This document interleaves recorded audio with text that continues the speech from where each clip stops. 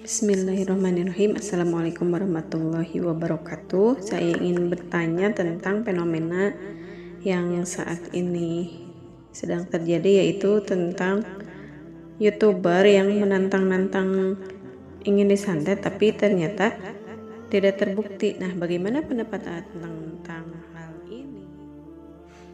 Waalaikumsalam warahmatullahi wabarakatuh. Ya, kalau punya pendapat, memang ada sisi positifnya, ada sisi negatifnya. Positifnya apa? Sebagian di antara kita kan ada yang beranggapan sihir itu terlalu berlebihan gitu. Menganggap sihir itu sesuatu yang mencelakakan manusia dengan dahsyatnya, bisa masuk paku ini itu dan lain sebagainya, yang memang horor banget gitu ya. Nah, bagi mereka yang punya pikiran berlebihan seperti itu, tantangan santet yang dilakukan oleh para YouTuber itu tentu akan menjadi semacam obat supaya mereka tidak berpikir lagi berlebihan. Namun ada sisi negatifnya, dikhawatirkan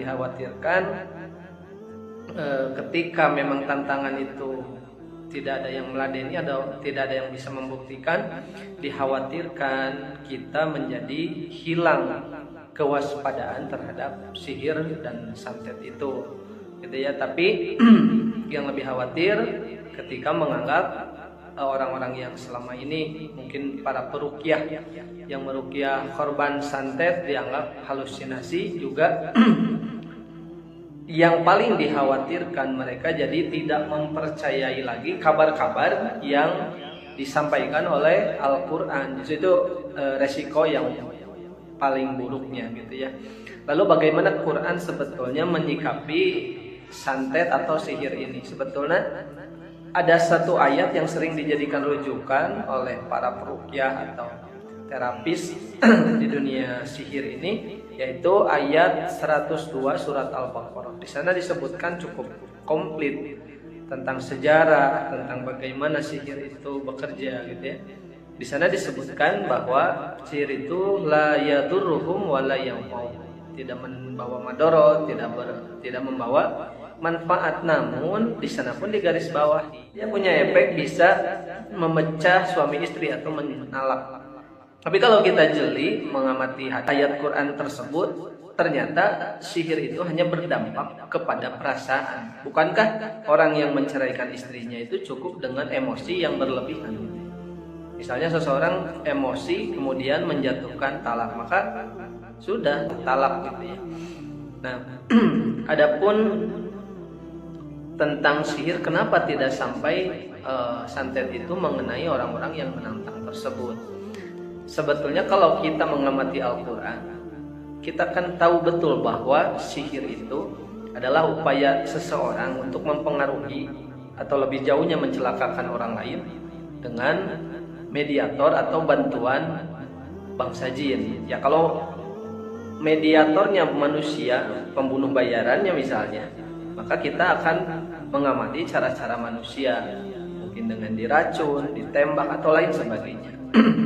Namun ketika ini ada sangkut pautnya dengan jin, setan dari golongan jin, Al-Quran sudah mengkabari bahwa jin itu bekerja dengan tahapan-tahapan. Ada langkahnya yang disebut di dalam Al-Quran dengan istilah khutuwati syaitan. Setidaknya di surat Al-Baqarah saja ada dua yang menyebutkan tentang khutuwati syaitan itu. Yang pertama di ayat 168, ya ayuhan nas kulu mimma fil ardi halalan thayyiban wala tattabi'u khutuwati syaitan innahu lakum aduwwum mubin. Dan ayat 208, ya ayyuhalladzina amanu udkhulu fis silmi kafah. Dan ujungnya sama, wala tattabi'u khutuwati syaitan, jangan ikuti langkah-langkah setan karena sesungguhnya setan itu adalah musuh bagi kalian. Dari dua ayat tersebut, kalau kita cermati, ternyata langkah setan yang pertama itu merusak makan manusia agar tidak halal dan tidak thayyib. Nah, kami sebagai terapis seringkali di beberapa kasus menanyakan kepada mereka yang katanya korban santet, apakah beberapa bulan sebelumnya atau semenjak penyakit itu terasa ada sesuatu yang aneh terhadap pola makan, pola minum, dan itu biasanya orang yang terkena santet itu ada yang diganggu pola minumnya sehingga dia malas minum, kurang minum akhirnya. Atau ada yang beberapa kasus pernah mereka ingin makan sesuatu yang memang aneh gitu ya. Dia ingin makan ikan asin secara berlebihan ya. Tiap hari ingin makan dan lauknya adalah ikan asin. Bahkan ikan asin itu sampai dia jadikan cemilan. Nah, akhirnya adalah benjolan di dadanya yang kemudian divonis oleh dokter sebagai tumor. Nah, dari beberapa kasus itu benarlah berarti kata Al-Quran itu bahwa setan itu pertama kali merusak manusia adalah merusak pola makannya agar makannya tidak halal dan tidak baik, yang pada akhirnya mungkin 1-2 kali kurang minum atau makan sesuatu yang berlebihan itu tidak berbahaya, berefek pada kesehatan. Namun ketika ini tidak disadari, berlanjut terus berminggu, berbulan, bahkan ada yang sampai bertahun kebiasaan seperti itu, maka datanglah penyakit. Nah, efek dari kurang minum, kurang makan itu lalu datanglah menjadi penyakit yang kemudian datanglah peruqyah nih, datanglah peruqyah. Nah, ini pun terkadang dimanfaatkan oleh jin gitu ya, jin, karena memang ketika darahnya kotor, darahnya rusak, apalagi sudah ada tumor, ada penyakit, biasanya jin bisa mengerang di sana, dia tinggal di darah yang kotor itu, kemudian momentum tersebut dimanfaatkan. Memang betul awalnya itu adalah sihir dan kemudian dijadikan momentum oleh si jin tersebut seolah-olah dia kuat bisa mendatangkan penyakit, padahal bukan kuatnya dia tapi lalainya manusia yang bersangkutan. Nah, jadi ini saya coba ya teh ya gambarkan gini, misalnya ada air, kemudian saya bilang di pinggir sini ada tiang listrik, apakah mungkin secangkir air ini merubuhkan tiang listrik?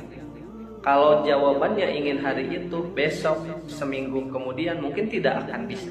Namun ketika ada tahapan, ada proses, ini air segelas bisa meruntuhkan tiang listrik, gitu ya, dengan korosi, dengan karat, gitu ya. Nah, seperti itulah sihir bekerja. Makanya ketika ditantang, dia tidak mungkin tidak nyampai, atau memang jinnya juga tidak mau. Kenapa? Karena dengan dibiarkan tidak dikena, memang ada efek. Tukang santet jadi tidak dipercaya. Tapi jangan salah, ketika manusia pun tidak percaya dengan adanya sihir dan santet, itu tidak kalah bahayanya juga. Mereka jadi tidak waspada, gitu ya. Jadi percaya atau takut berlebihan kepada sihir itu bahaya. Tapi tidak percaya adanya sihir juga itu tidak kalah bahayanya, karena dia jadi tidak waspada sehingga ketika setan merusak tubuhnya dia tidak sadar, itu tidak menyadari bahwa setan sedang melaksanakan tugasnya di sana. Ya.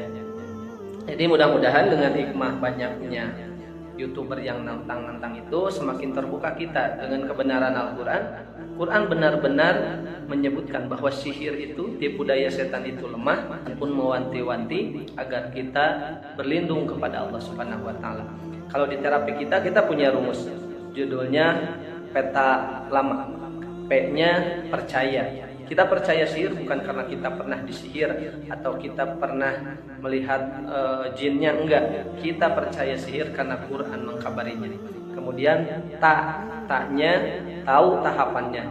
Tahapan yang tadi Al-Quran menyebutkan, pertama bisikan agar makannya rusak, makannya jelek, minumnya jelek.